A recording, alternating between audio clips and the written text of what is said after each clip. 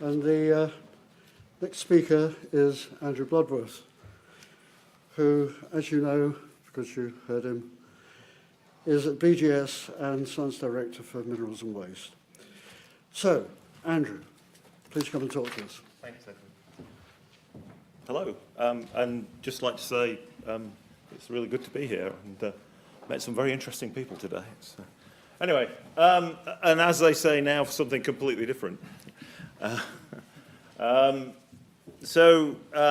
One of the penalties of coming later on in the day is that sometimes people have said things you're going to say already, so you'll just have to bear with me occasionally. But I am going to try and look at this topic from a very different perspective. And I'm guessing most of the people in this room are geologists. So you've all got to put your geological hats on and look at this topic as geologists, okay? And that's what I've tried to do. So what I'm going to talk about, and one or two speakers have already alluded to it, Richard alluded to it, and one or two of the speakers this morning alluded to it, is to look at what are normally called secondary resources. So that's material from our own environment. Material, and generally what I'm talking about in this talk is metals that we recycle, okay? From things like, I could use a pointer, couldn't I? Mobile phones. And this is literally my old office, our office in Keyworth being knocked down. That was my office there. But it was all recycled. Right. So what are we talking about? Well, we're talking about resources. Resources can be primary. They can be the resources we've already heard about, Catherine was talking about just now, which are accumulations of minerals in the earth that may be economically valuable. They're accumulations of minerals that nature has kindly put together for us. Secondary resources are everything in our own environment, and they may be generated at different stages of a product life cycle. So it may be in the manufacture of a car that there's bits of metal that are cut from panels that are recycled during the manufacturing process. That's what's known as new scrap. And then when that car or this mobile phone comes to the end of its life, it then gets recycled. What's known as end of life.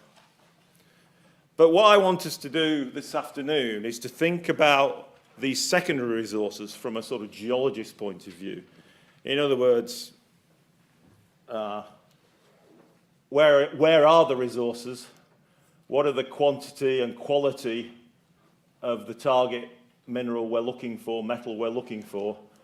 And then what's the feasibility, what's the cost of extraction? And this is where we get into some problems, because our colleagues in the secondary sector sometimes use rather different terminology. So what we might call extraction, they might call collection. What we call concentration, they might call segregation. And look at the metallurgy of these materials, how we actually get the target metal out of the ore or the secondary material, and how we move these things around. And we also, of course, need to, and a few people have talked about this already today, we need to think about how do we access this material. And so we're going to look at these things, but look at secondaries from that perspective.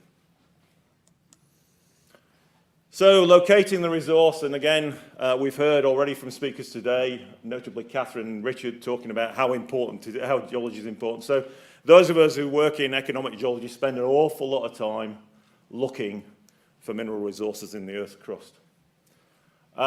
With secondaries, we don't necessarily have to do this. This is Tom Gradell's diagram of where metal sits in our system, if you like, and there's our bit. The ore bit, that's the natural bit, and then everything else, it's in processing, it's in fabrication, it's in use. So there's metal in this building, there's a stock of metal in this building, the copper in the wiring, etc. And then when we come to knock the building down or we come to scrap the car, there's a whole lot of discarded material, and some of that goes into the environment as landfill, and some of that gets reprocessed and recycled.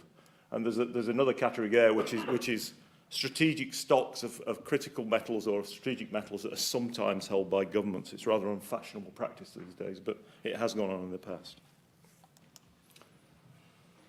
So when we found those resources, we then try and characterize them. And again, these processes on the left here will be very familiar to you. We use different codes like PERC or JORC or whatever, and we drill things and we make lovely computer models of them to work out grades and what have you.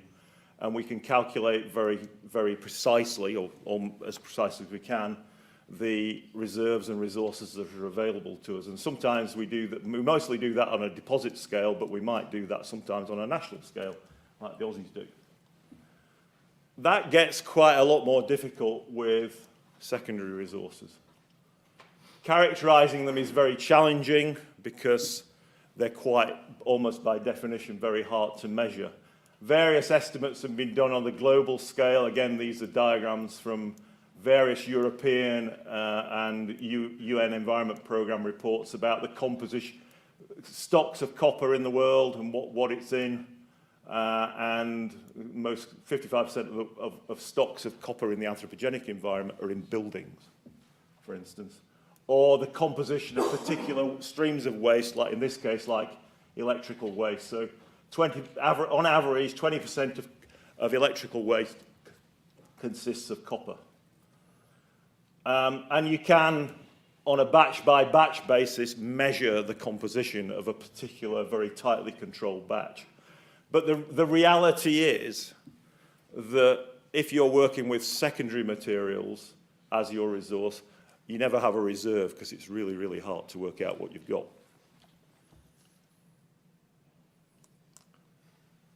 So then we come to extraction, collection, concentration.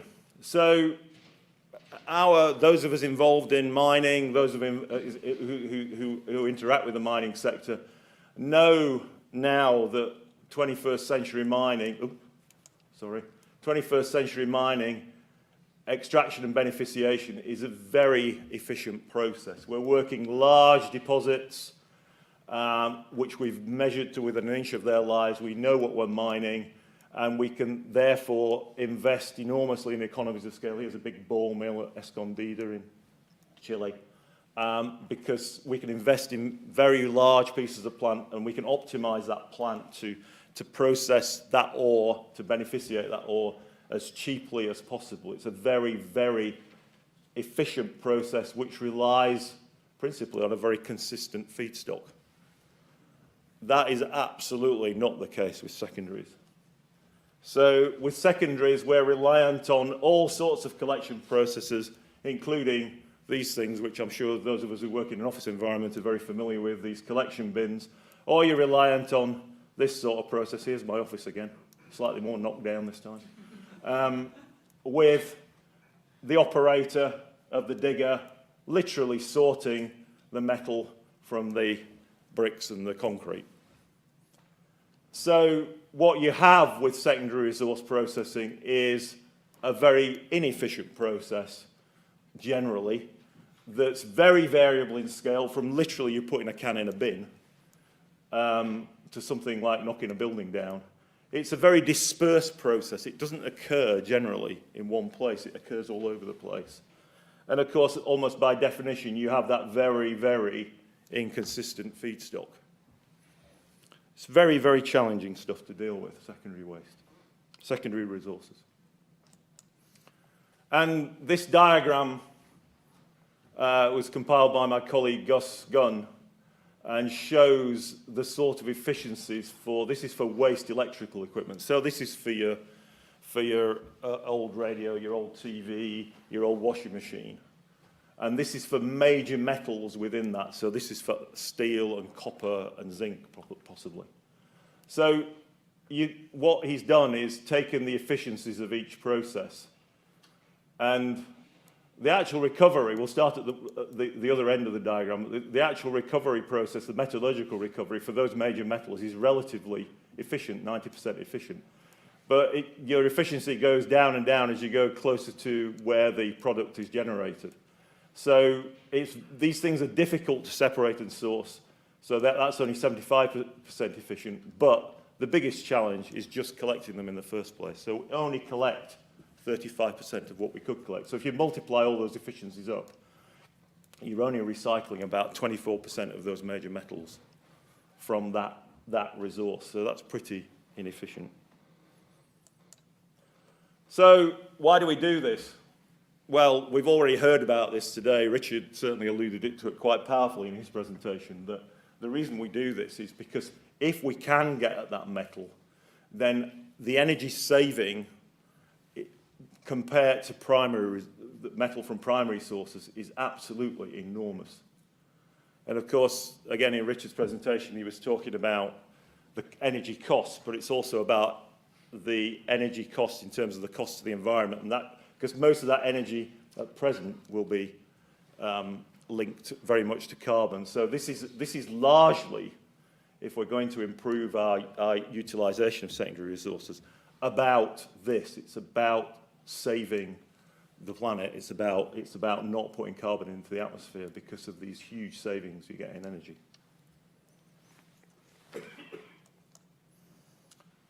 So that's all fine and dandy, isn't it? And then I quite often have people from NGOs and things saying to me, but why can't we use these things? These things are a fantastic ore body. You know, they're so rich in metal. Well, yes, they are. They're fantastically rich in metal. So there are all the metals in. There are metals in the chassis, the magnesium and aluminium alloy that makes the chassis. There's tungsten in the thing that makes your mobile phone vibrate. There's lithium and cobalt in the battery. There's gold in the SIM card. And there's a whole palette, that's not all of them, in the circuit board. But of course, that in itself is a bit of a problem, because what we're doing here is putting a whole bunch of metals together in combinations that nature doesn't. And they're thermodynamically incompatible combinations. And this happens again and again, not just with mobile phones, with all sorts of products, from lorries and cars through to TVs, through to buildings, and particularly things like steel alloys as well, where we're alloying elements together that then become very thermodynamically very hard to separate from each other. So in a phone,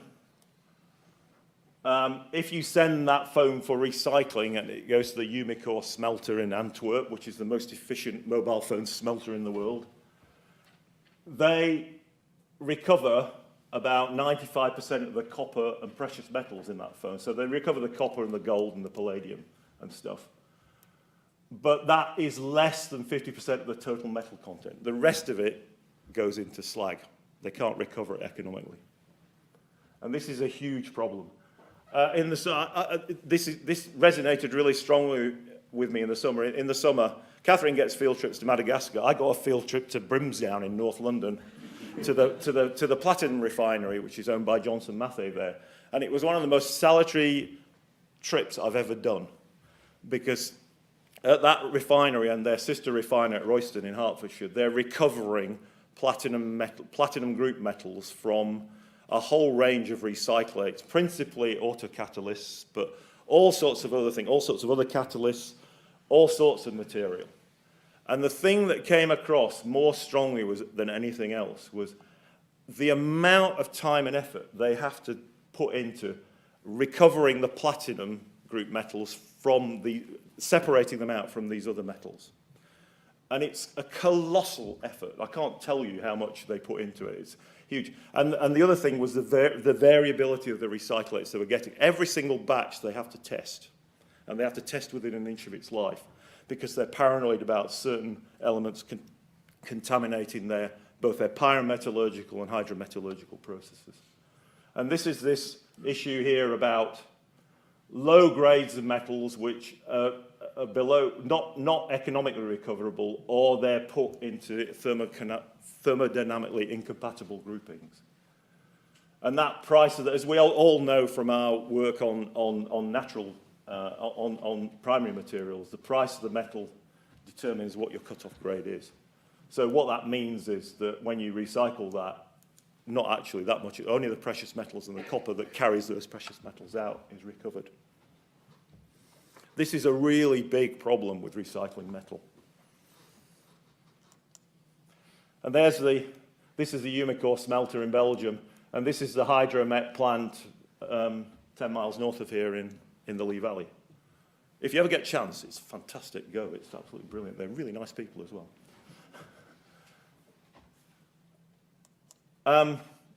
And then the final challenge, perhaps, is this one around access. And again, various people have mentioned it at various points this morning. And of course, this is a common problem for those of us working in the primary sector. No one wants to live next door to a mine, do they? Well, apart from perhaps these guys. read the sign. I bet I know who they vote for. Anyway, no one wants to live next door to a mine, but equally no one really wants to live next door to a recycling plant. So they face very much the same trouble. But the other thing that the secondary sector face is this other problem, which they rather entertainingly call stored in a drawer. I normally, I do a talk called The Secret Life of Your Mobile Phone. And one of the questions, we're talking about education. This is a talk I do for sort of Rotary groups and U3A and things like that. And one of the things I always ask is, how many of you bought a new mobile phone in the last year? And what did you do with the old one? Did you recycle it? And you always get one or two people who put their hands up. And then I say, and what did the rest of you do? And they, well, we kept it in case we might need it again. That's what happens to them. They all sit in a drawer. Maybe not as many as that. But and that's a real problem, because that is unavailable. It's sitting, not being able to be recycled.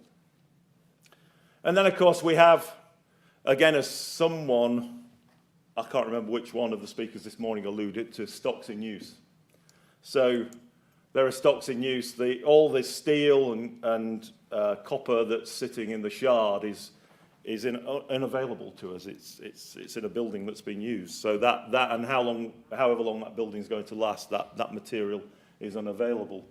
The average life of a car autocatalyst is about 10 years. So there's a stock of platinum or palladium that's not available for 10 years.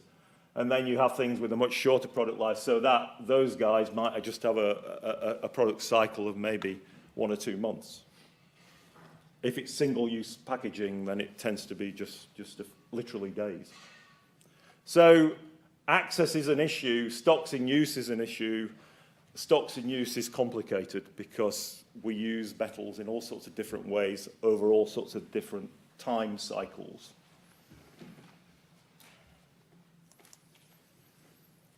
So let's try and unpack some of these issues then. So I'll call this volume, value and variety. You'll see why in a moment. So primary materials still dominate metal supply. Just about every metal still uses, most of the supply comes from primary sources. This is a diagram, again, from Gus, which shows this is total platinum usage over the last 10 years or so. This is recycled platinum as a component, and this is, so it's around 400 tons of platinum was produced annually in the world in 2014, of which about 150 tons was recycled. The rest of it was from primary sources. And this is Tom Gradell's periodic table from the UNET report on metal recycling, which shows a periodic table, and the coal colours, the blues, are where we recycle quite a lot. They're relatively high, and the hot colours are where we recycle very little. You can see all Catherine's rare earths here, hardly recycled at all. So what you tend to find is that where do we get high recycling rates of metals? Well, it's either things we use in high volumes, so that's steel, iron and steel, aluminium, copper. We recycle quite a lot of, simply because we can get those economies of scale, because we can just concentrate up and really benefit, like the primary sector does, from economies of scale.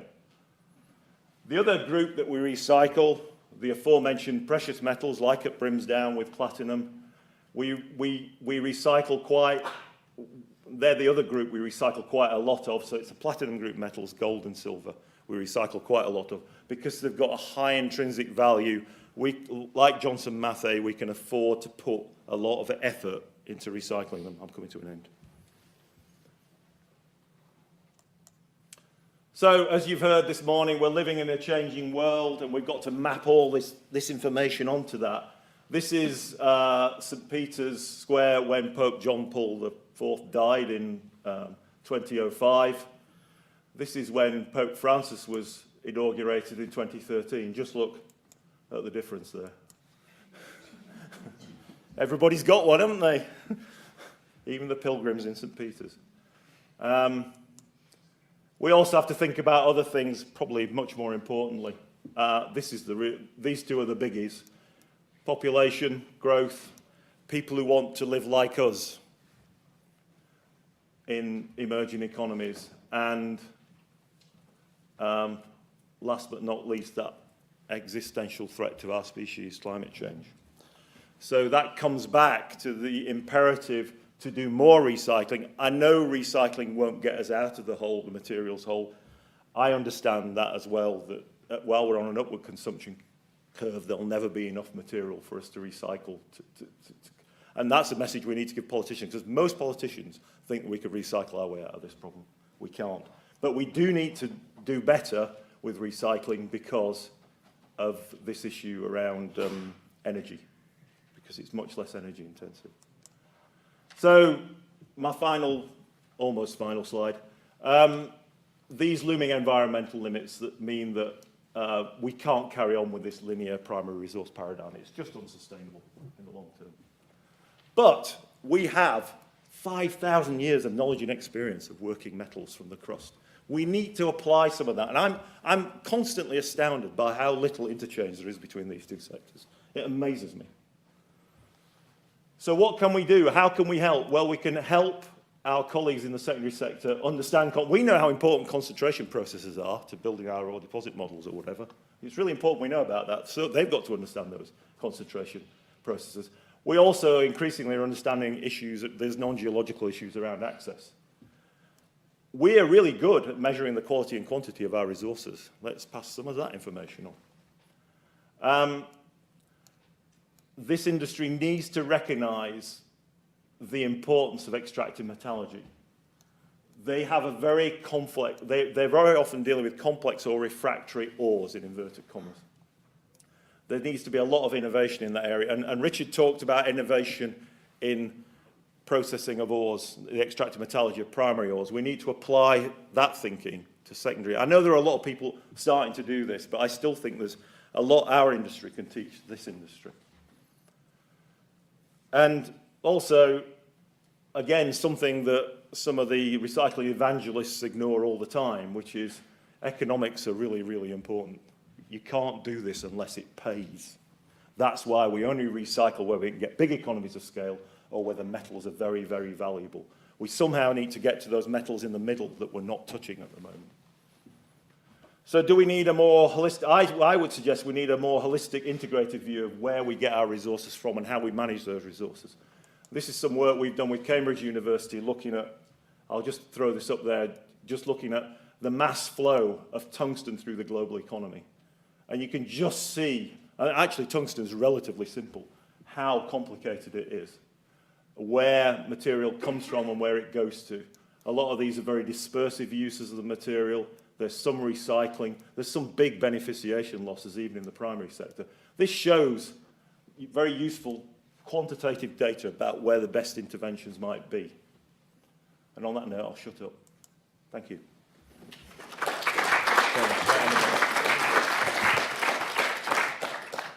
Is there one quick question? Peter. There is this new initiative on the United Nations framework on classification resources and reserves and resources on recycled material. Yeah. We looked at it, but I'm not sure whether this is the right way forward, because you compare two different systems, complete different systems, and I don't think it's going to work. What's your opinion on this? I think you could probably do it at a very macro level, but when you come down to the sort of deposit scale, it becomes, I can't see how you do it. But then that's not to say it can't be done. I think it needs some innovative thinking. I've heard of the same thing. I think it's very challenging stuff to do, and you have to be careful about the results that you get and how they're interpreted. If you want to hear more on that, go to Vancouver next year, because that framework classification program, Anthropogenic Resources, has a session for discussion there. But it's taking a methodology developed originally for sort of minerals, oil and gas, and trying to apply it almost blanket-like over a whole series of other commodities, and even geothermal, wind, and so it goes on. I can't tell you how complicated it is trying to deal with secondary material. It's incredible. If you think our job's difficult. Okay, we should move on. Our next speaker is Alex Lemon, who is the President and Executive Director of Mkango Resources Limited, with an interest in rare earth elements in Malawi. And I'm told you're a geologist by background. Long time ago. Well, never mind. Thank you, Edmund. Come here. Thank you. Good afternoon, everyone. Thank you, Edmund, Nick, Francis, for inviting myself and Mkango Resources to the hallowed ground of the Geological Society. Mkango Resources is a dual-listed TSX V and AIM London listed company. We listed on the TSX back in 2011. We do have a chairman who is a lawyer, so I've got a 3-page disclaimer, but I'll go past that quickly. So we're involved in rare earths. We've been working on a project in Malawi for the last 7 years. And it's a clean tech project, which, you know, as we've heard this morning, clean tech is really driving the new commodity super cycle. There's a transformation of the commodities landscape. It's underway and accelerating very fast with the growth of electric vehicles. And clearly, rare earths are becoming an important component of electric vehicles in the form of where they're found in the permanent magnets of the electric motors. Mkango is well positioned with a low-cost, advanced stage rare earths project in a low-risk jurisdiction, which is Malawi. We've recently announced collaboration with Noble Group and its subsidiary Talaxis. Last Thursday, we announced that we'd got full funding of £14 million to go into the project, to bring the project from the current pre-feasibility stage right through and completing the bankable feasibility stage. We've also got financing for a research and development program with a group called Metallica, where we're looking to produce rare earth metal alloy powders which can be used for the production of permanent magnets. The Metallica collaboration is very much a disruptive technology to produce these powders, and as such, we're targeting the downstream market. The neodymium price, as no doubt you've seen since the beginning of the year, has approximately doubled. And this price rise has really been driven by what's been happening in China, not so much the electric vehicle demand.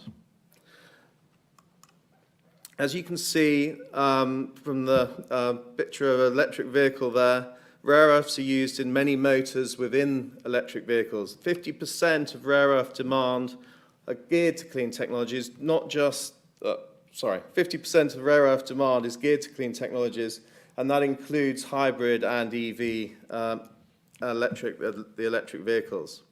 You would have seen the Morgan Stanley forecasts, which were talking about increased demand. UBS talking earlier this year of a 655% increase in rare earth demand in a 100% EV world. The likes of BHP Billiton, who are clearly very interested in the use of copper in electric vehicles, are also talking very large numbers in the increase of electric vehicles worldwide. And you can see the Morgan Stanley forecast of total battery EV fleet going forward. Wind power is another key demand growth for rare earths and for obviously the permanent magnets. Again, we're talking about neodymium. It's absolutely key for the direct drive magnets for the direct drive motors which use the permanent magnets. Again, you can see the forecast going forward for future wind power demand, and really, you know, every 3 megawatt drive wind turbine uses around 1.7 tons of rare earth magnets. And these are these huge offshore wind turbines that you've probably seen photos of. The demand really is coming from China. They're leading the demand. You'll have seen recently, literally in the last week or so, newspaper articles, Bloomberg talking about global electric car sales jumping 63% year on year. Half of that is from China. Bloomberg, New Energy Finance, expects 1 million electric vehicles to be sold this year. Volkswagen are investing $11.8 billion to develop 40 different electric vehicle models in China. Ford announced earlier this year a $735 million investment into manufacturing and sales of electric vehicles in China. China's very much pushing the demand for electric vehicles. Again, you can see here, if we look at the electric car stock for China, we're looking at 32% in 2016. The US is fast coming up behind, but then you've got Japan, Norway, the Netherlands, and UK at 4%. I guess we all saw the budget yesterday where the Chancellor was talking about the importance of electric vehicles and new technology going forward. But you've only got to see the size of cities in China and the size of their population to see where the growth is going to come from. Where you've got an 8 million population in New York City, in Shanghai, we're looking at over 30 million.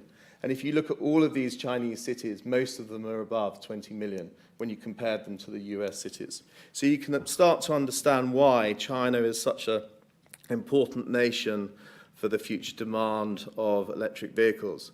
And it's all linked to urbanization. It's linked to the new anti-pollution policies of the country, consumer demand, increasing car ownership. And these and other growth areas are driving the rare earth demand in China. Whereas rare earth supply is also being constrained by the consolidation. Up to just a few years ago, there were many, many rare earth mining companies within China. These have been consolidated into the 6 major mining companies such as Chinalco, Min Metals, Northern Rare Earths, and others. There's a lot more environmental compliance, and what we're also seeing is a lot of the illegal production of rare earths are being stopped in China, and we really are seeing China taking this matter very seriously. Again, in the EU, I'm sure everyone's already seen this graph from 2016, but it clearly shows that demand and the sort of how vulnerable the EU is to rare earth, the lack of rare earths within Europe. And certainly you can see in 2015 to 2030, neodymium and praseodymium are in areas of concern. Now, it's not all doom and gloom. We don't have to rely, and I don't believe we should be relying on recycling, as Andrew's already mentioned earlier this afternoon. There are plenty of rare earth deposits around the world. It's finding the right ones, as Catherine's already mentioned. And we believe that we've found the right, or we know that we've found the right rare earth deposit in Malawi. We've been working in Malawi for about the last 12 years. We've been working on this project for the last 7. And we were very fortunate in the fact that some great geologists in the form of Dixie, Garson, Bloomfield, and Alan Woolley, who we've been working with in Malawi, have worked extensively on the Chiwa alkaline province. We're focused on the Longway Hill rare earth deposit, which Alan actually mapped back in 1965. It's a sustainable source of rare earths with a very long-term production potential. It's approximately with the work we've done on our pre-feasibility study, we've got an 18-year mine life with huge upside. There's great rail, road, port, power developments in Malawi, which is a major competitive advantage. We don't have to build 600 kilometers of ice road to the deposit like some of these projects you see in North America. Logistics is really important for the success of a rare earth project. There's a lot of reagents that you need to bring in to the mine site. It's a low capex project versus our peer group, and that's also absolutely essential. It's so important that we're on the bottom of the cost curve. We need to compete with Chinese rare earth producers. And to be successful in the rare earths industry, you need to be at the bottom of the operating cost curve, but also on the capex as well. And certainly from the point of view of the construction capex, we're also at the lowest level. We have a strong focus on environmental and social responsibility, our projects all being completed to World Bank Equator Principles. We have very strong CSR projects with the local communities. And we've got a 10-year track record of doing this in Malawi. So a social license, as we've already heard from the other speakers this afternoon and this morning, is again absolutely essential in the commercial mining world. I've already mentioned the agreement with Noble Group to collaborate in the rare earth sector. This is a very exciting departure for us and really the beginning of the story. And we've also recently completed the first stage of an R&D project with Metallica, which is a fantastic disruptive technology company based up in Sheffield. It's a technology that's come out of Cambridge University, originally looking at producing titanium alloys, and we looked at it to see if it was possible to make rare earth alloys that can go into magnets. And we've had great success in the first stage of that R&D project, and we've just started the second stage of that program. Malawi, as you probably are aware, is a very stable jurisdiction, which is very important in sub-Saharan Africa. The world is changing rapidly. We've, as I've said, been working in Malawi for 12 years. We've worked through 3 different presidents, 2 different regimes, about 17 different ministers of mines, and had huge support and encouragement from all governments and from all ministers. It's a country that you can work in. It's a Commonwealth country. It's English speaking, which helps if you did 10 years of French like I did at school and still can't speak any languages. And it's British laws are based on British Commonwealth law. So everything sort of comes into the mix to make it a country where you can work. Most importantly are the infrastructure developments that have happened recently. And you can see our project here at Longway Hill. We're in this southern part of Malawi, which happens to be where the Chilwa Alkaline Province is, which is a world-class rare earths mineral province, which really has been known for a long time by British geologists. A lot of work's been done, but there's still a huge amount of work to be completed. There's a new railway line which stretches from the Maltese coal mines, which Vale have in Tet, which stretch along here through Malawi and out to the Nacala port, which is the deepest port on the Indian Ocean coast of Africa. We're very fortunate. We're approximately a 2-hour drive on paved roads to a new terminal, a new dry port, which is being built in Longway. And then it's an 18-hour rail trip to the port. There's a new Chinese-funded coal-fired power station being built here on the railway line, which will use the middlings or waste coal from the Maltese project. That will be a 300-megawatt power station. Currently, all of the power in Malawi is based on hydroelectric. Here you can see it's not a road map of the UK, it's actually a road map of Malawi. And you can see here Blantyre, which is the commercial centre of the country, has an international airport. It's a 2-hour flight to Johannesburg in South Africa. Blantyre is the commercial centre of the country. It's where all the fuel, spare parts, all the workshops are based in the country. We're a 1.5-hour drive from an international airport and from the centre of Blantyre, and it's about the same amount of time to get to Zomba, where the Geological Survey is based in Malawi, and it's also the old capital. So we're very fortunate in the last 3 or 4 years, these roads here have been repaved, and we've got paved roads to within 15 kilometres of site. This is absolutely key. So we've got the Longway deposit here. There's also other major rare earth deposits in the close vicinity, all within 100 kilometres. You have Tundulu here, which is actually currently being worked as a phosphate deposit. You have Chilwa Island here, and you've got Kankankunde here, which Linus Corporation are looking to develop. Songwe Hill rare earth deposit, as I've already mentioned, it's got a very long mine life. In the pre-feasibility study, we're looking at 18 years. That's only based on an 8 million tonne reserve. We've got currently a 32 million tonne resource with a lot of upside. You can see it's going to be an open cast. It's a hill. It's like a vent off a much larger volcanic vent.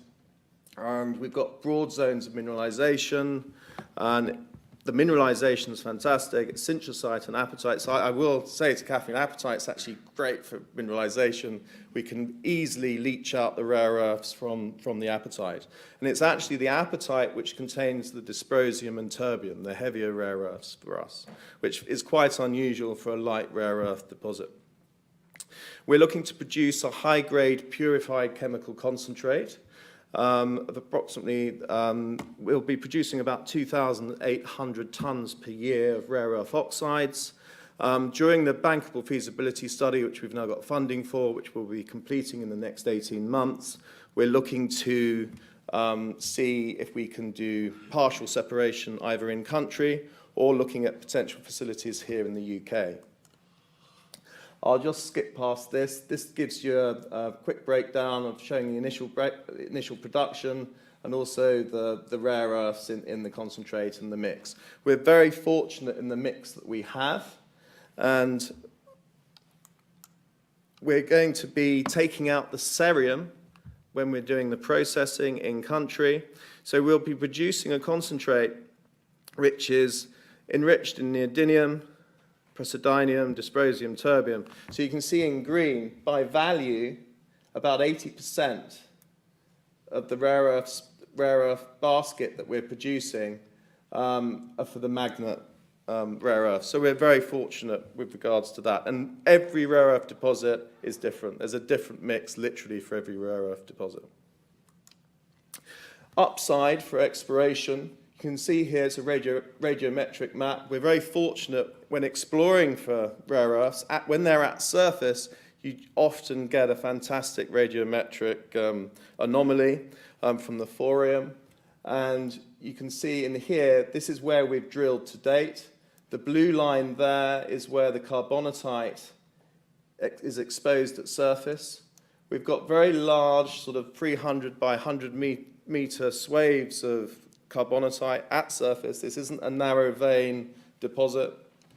And you can see we've got upside in here, which we haven't drilled yet. There's an area here, we know from the drilling that to this area here, we've got an extension of the carbonatite and the rare earth mineralization. It's covered by an old boulder field, hence no radiometric anomaly coming up. And we know also, this is to the north here, that we've got also upside as well. So potentially, we've really drilled maybe 25% of the actual deposit. There could well be 50-year plus production at just Songwe. You can see within our license area, as well as Songwe down here, we've also got other exploration targets. There's the Nakalonje vent, which we were very fortunate to have the 50 professors and doctors of geology and mineralogy visit with the high-tech outcarb workshop program that we held this time last year. We've got, so there's the Nakalonja event, there's also the Namagale event, but actually, just with Songwe itself, we've got plenty of rare earths to be dealing with.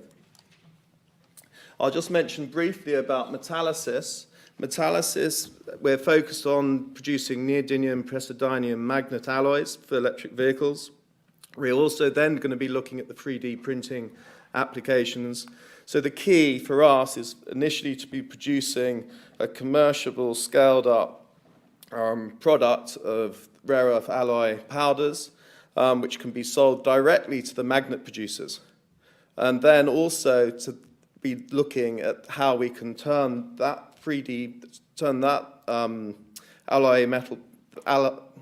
metal alloy powder into potentially 3D printed magnets.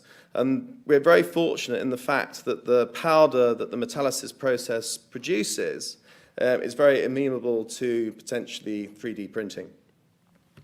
We're uniquely positioned with regard to this as far as being an exploration company in the rare earth sector working on this technology. It's an exclusive technology. We've got a joint venture with Metallysis, and it enables us to potentially be producing a high-value rare earth product outside of China, in UK or in Europe or wherever we decide to build the plant. You can see here it's a solid-state process. There's significant advantages over the traditional sort of melting technology when producing alloys. It means you can reduce the number of steps and using less power and less time produce potentially a rare earth metal alloy powder much cheaper than the traditional processes. As I mentioned previously, the phase 1 R&D has been successful, and we're now moving into phase 2, which is now being funded. Quickly on the advantages, it's a multi-batch, semi-batch, multi-metal capability, solid state, as I've already mentioned, it's modular, it's commercially proven, it's already been used to produce commercial quantities of titanium. It's interesting from the fact that we can control particle size, which when you're producing magnets is very important. We can produce a very, very fine particle size, and that will enable us to improve the actual alloy composition from the point of view of the magnet properties. Quickly go over this. You can see that we've gone through the proof of concept. We completed that a few months ago. We're now going into the technical demonstrator, and then next year moving into industrial scale demonstrator, where we'll be going into tons of production. And then hopefully second quarter 2019, looking at generation 4, which currently Metallysis are building at their plant in Rotherham. Current work program, we've obtained investment, which is actually one of the key things for an exploration company or a mining project. You've got to be able to find the funding for exploration and for completing a bankable feasibility study. And that's been the challenge for the last 7 years. We've been in a bear market, prices of commodities have been coming down, and there's been very little funding that you can obtain from investors or from private equity funds. We've been very fortunate in our collaboration with Noble Group. We've got a fantastic new collaboration and joint venture with Talaxis. As I mentioned, it's putting in £14 million into Mkango, 12 million of which will go into the project, and 2 million will go into Metallysis. We've also got various collaborations, which we feel is very important. We've been working closely with the University of Exeter, Campbell School of Mines. We're a member of the High Tech Out CARB, SOS Rare, and we're a great believer in collaborations between the academic world, industry, and also government. Quickly, just jumping over CSR. CSR is incredibly important for us. We've done it right from the very beginning before we even started exploration. Social license is absolutely key. We've got education programs, we've got scholarship programs for secondary schools, we've put in water boreholes, and we've got new feeding stations at primary schools. And I better stop there because I know everyone's probably pretty tired from a day of things. So. Thank you very much. Okay, thank you.